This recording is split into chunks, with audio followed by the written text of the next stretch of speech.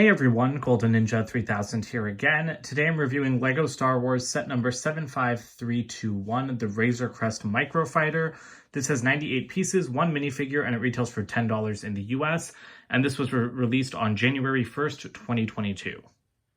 We've gotten this Beskar armor version of the Mandalorian in quite a few sets by now. It's still a very good minifigure, but I am unhappy with a little bit of it. His helmet should be, in my opinion, like a darker-y silver. I feel like it's too light compared to the printing. But then on the other hand, his jetpack is like way too dark. So that really bothers me, just that the helmet and the jetpack are two different colors.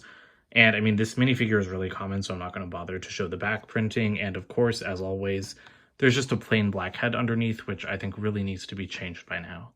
The build here is decent. I know some people don't like it. Some people have said it's the worst looking Microfighter they've ever seen. And I agree to an extent because the cockpit section is so elongated and I didn't really notice until people pointed it out. But like, yeah, it's just kind of ridiculous in my opinion. And then like the suggestion of the windshield at the front just makes this ship look twice as long as it's supposed to be. So I don't think it was super successful. I also don't like seeing the Technic holes sticking out here. I wish that we had just gotten like Technic pins with like 1x1 tiles to just cover those up so it would look more finished. I do like the boosters back here though. Those are a nice detail on those unprinted BB9E heads. I do like the mix of dark tan, dark bluish gray, and then light bluish gray. And you've got a nice little Star Wars control panel up at the front. And then you've got like a little bit of detail along the sides, some landing gear, I like that. And you actually have a little opening hatch back here. You obviously can't put anything in there or actually get access, but it's just nice to have, you know, like a suggestion of a feature, even if it doesn't really do anything. There is one real feature though, these new stud shooters.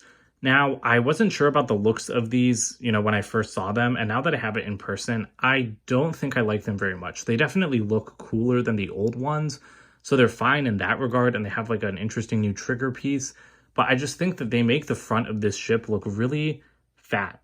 Like, it's just way too bulky. Like, the Razor Crest is supposed to be, like, thin and, like, bulbous near the front, but this just kind of ruins the entire flow. If they were set back by one stud, I think it would look better, but it's still not great. And I really wish LEGO would have just used regular stud shooters here. These ones are on their sides, so they fire the studs flat. That one got lost, but you can see they kind of just load in, like, those tile shooters, like the rapid fire ones. And these can shoot studs or tiles, so that's interesting, but yeah, I think I preferred the old system more.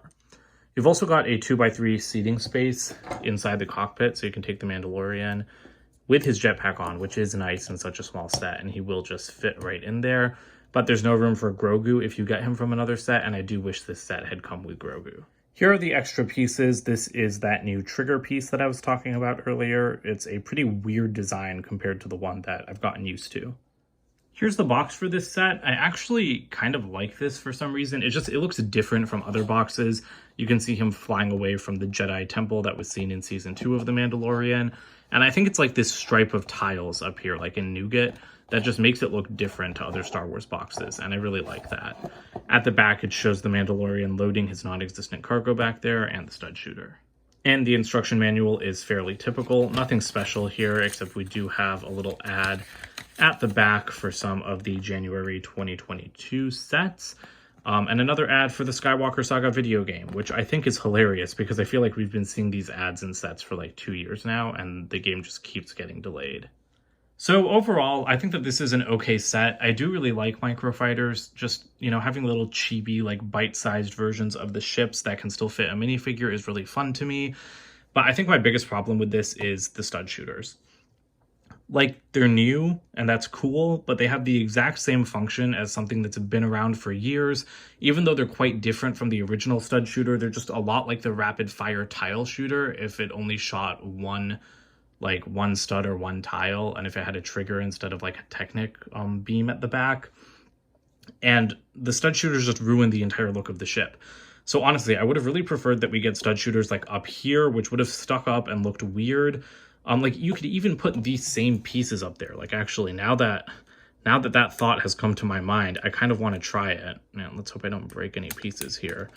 But, like, I feel like that already looks so much better, because then at least it preserves the look of the front of the ship. So I don't know. I really would have preferred that Lego do that or find a way to like build a shooter into like these turbines back here. But yeah, as it stands, the stud shooters at the front just ruined the entire look of the Razor Crest. And I mean, there's nothing really special about this set. Like in years past, Microfighters have been a good opportunity to get some like rarer minifigures like Kylo Ren or Zori Bliss. Those are just like two of the most recent ones I have. But in this set, I mean, this guy comes in so many sets now, including like a $30 one, I think is the cheapest one he comes in, two $30 sets. So he's not really that hard to get. So yeah, this one just isn't really doing it for me. But if you like what you see here and you don't have a Beskar Mandalorian minifigure yet, I say go for it. That about does it for this review. Don't forget to comment, like, and subscribe, and check out my website, goldenninja3000.com, and I'll see you guys in more videos soon. Bye for now.